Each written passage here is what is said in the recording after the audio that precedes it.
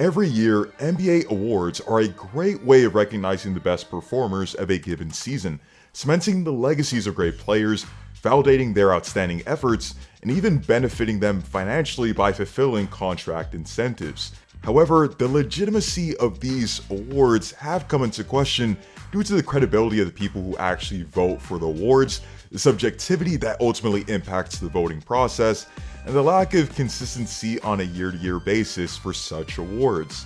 Just to preface my points, this isn't a rant because my favorite candidate isn't going to win a given award.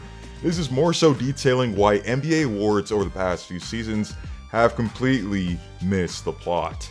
To start off, we have to talk about the selection of voters who vote for the awards and why they have become ultra problematic. According to the NBA communications, for the 2023-2024 season, a selected global panel of 99 voters of sports writers and broadcasters voted for the NBA awards, as well as All-NBA placement, and these votes are then tabulated by an independent accounting firm.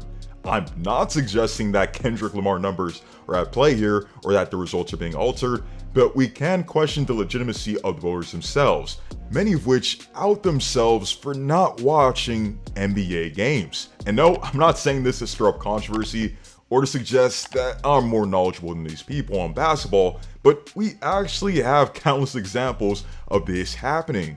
In 2017, Chris Broussard, who had a vote for NBA awards, didn't vote Avery Bradley for an all-defensive team because, quote-unquote, Devin Booker dropped 70 points on him when the Suns faced the Celtics. Guys, Avery Bradley did not play in that game. When asked about the Knicks' performance last season well past the trade deadline, Stephen A. Smith praised the play of Quentin Grimes and credited him as a reason for the Knicks playing well, despite the Knicks trading him to Detroit Pistons at the trade deadline. He wasn't even a New York Knick anymore. Yes, Stephen A. Smith has a vote. The most egregious examples when it comes to NBA voting come at the hands of Kendrick Perkins. Go figure. The person who voted for Kevin Durant. Yes, Kevin Durant for all defensive second team in 2022. He didn't vote for Rudy Gobert, didn't vote for Drew Holiday, he didn't vote for Draymond Green. But trust me, we're only scratching the surface here. In the 2024 season, Kendrick Perkins voted for a rookie Brandon Podziemski for his all-defensive team. What more than likely happened here is that he saw that Podziemski drew the most charges in the league that season and went off of that. But to say that he was one of the best 10 or so defenders in basketball is bonkers. Last season, Perkins did not vote for Rudy Gobert for Defensive Player of the Year and claimed it was the biggest regret in his media career later on. He didn't have Brandon Miller on either of his all-rookie teams. And the craziest of all is his hatred for Nikola Jokic. Again, I'm not here to throw some conspiracy, the evidence backs this up. In 2024, when the MVP vote was a three-man race between Jokic, Luka, and Shea, Perkins voted Shea first and voted Jalen Brunson second.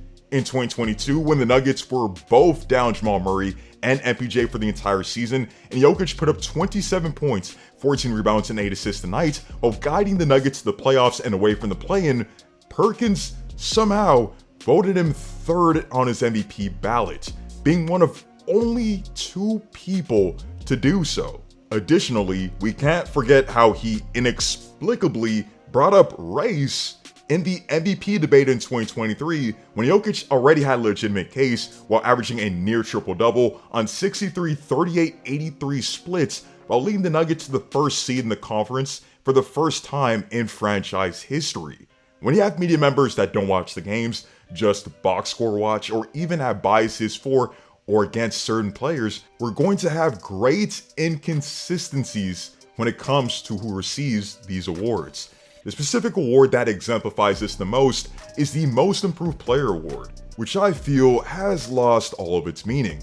According to the NBA, the Most Improved Player Award goes to the player who showed the most improvement from the previous season. This award is inherently the Breakout Player of the Year award because it's supposed to be awarded to the player who took a massive leap while telling the world that they've completely arrived. Larry Markkinen is a prime example of this a few seasons ago, as he went from a quality starting caliber player who was thrown into the Donovan Mitchell trade from the Cavs to a player who was a literal all-star for the Utah Jazz. The reason this award is so meaningful is because he saw a massive change in both production and mentality. He jumped from 15 points per game on 45% from the field and 36% from three to 26 points per game on nearly 50% from the field and 39% from three, while being the primary option while getting the bulk of the defensive attention on a rebuilding Jazz team. However, this award completely lost the plot when Ja Morant won it in the 2022 season, and the award has since been the I haven't been paying attention award.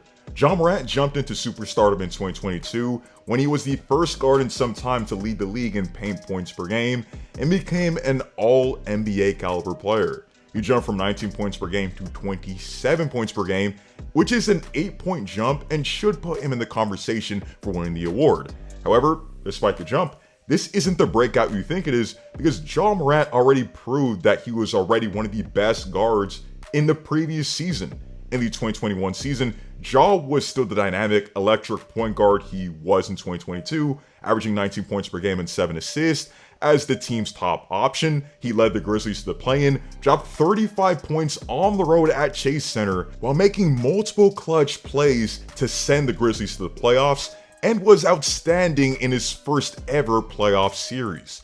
In his first two playoff games, Ja dropped 73 points, including 47 points in Game 2 against a rim protector like Rudy Gobert. For the series, he averaged 30 points per game and 8 assists on 49% from the field. Long story short, Ja Morant already established himself as a star guard in the league and what he was capable of. But his teammate Desmond Bane was more deserving of the award.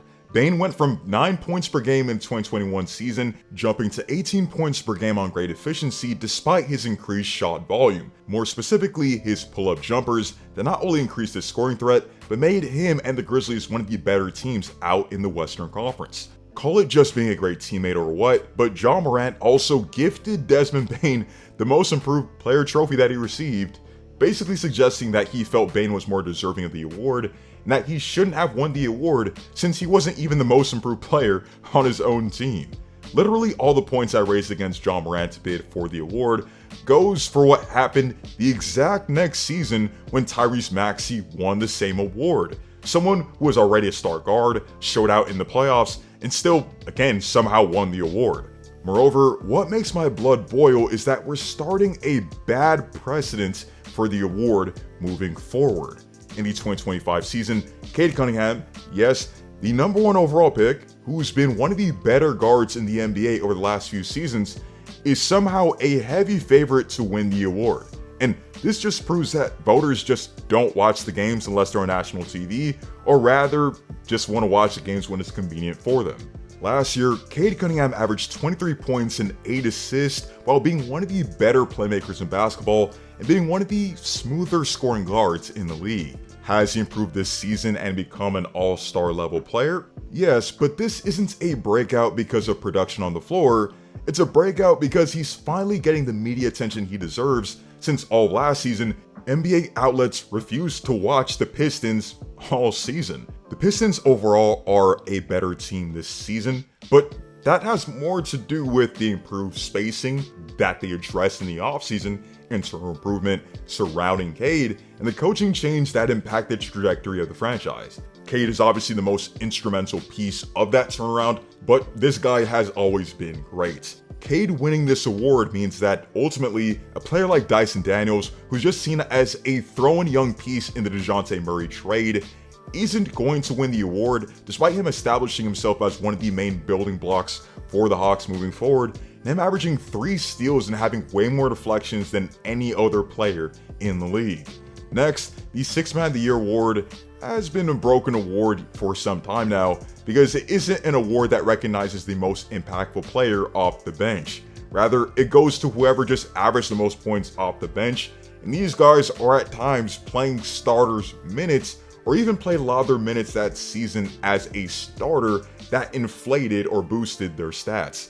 The fact that players like Andre Iguodala for the Warriors or Dwight Howard in his second stint in LA never won the award just goes to show how weird an award this is, because those two guys were never going to put up crazy stat lines, but could flip a game on its head. The stats will say that Andre Iguodala only averaged 6 points per game, but his value in the depth lineup, his ability to push the pace in transition and operate as another ball handler and play initiator, and his ability to be a defensive stopper is inherently more valuable than someone who comes off the bench and doesn't offer much outside of just sheer microwave scoring. Then we have All-NBA teams, and there's controversy every year with this. More specifically, we have a tremendous error that cost Jason Tatum $33 million. Simply put, if Jason Tatum made All-NBA in 2021, his next max extension would have skyrocketed in valuation, and he performed at an All-NBA level that season. That's not just what I think, as Jason Tatum actually received enough votes to make a team. However, despite playing every season as either a small forward or power forward, voters, for whatever reason, could vote him in as a backcourt player. This ultimately split the votes and cost Tatum a spot on All-NBA entirely, despite him having a total amount of votes to make the team. We've switched from fixed positions to more positionless style for the selection process in 2025 and onward, but we still have inconsistencies in selections that are head-scratching. We have weird omissions every season, and while there is an excellence put on winning, both Luka and Shea were All-NBA first team in 2023, despite completely missing the playoffs. Are they deserving of that placement given how spectacular they were despite missing the postseason? Let me know in the comments section down below.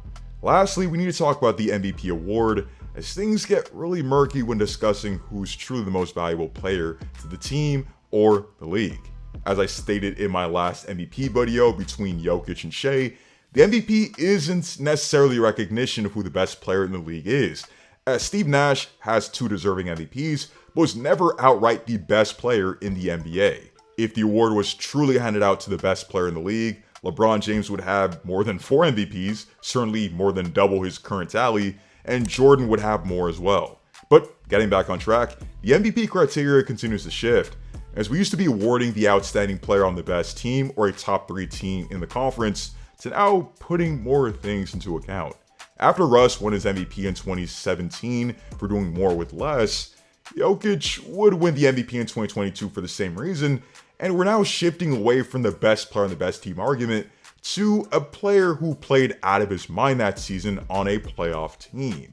I have no problem with that, but again, it makes the criteria inconsistent.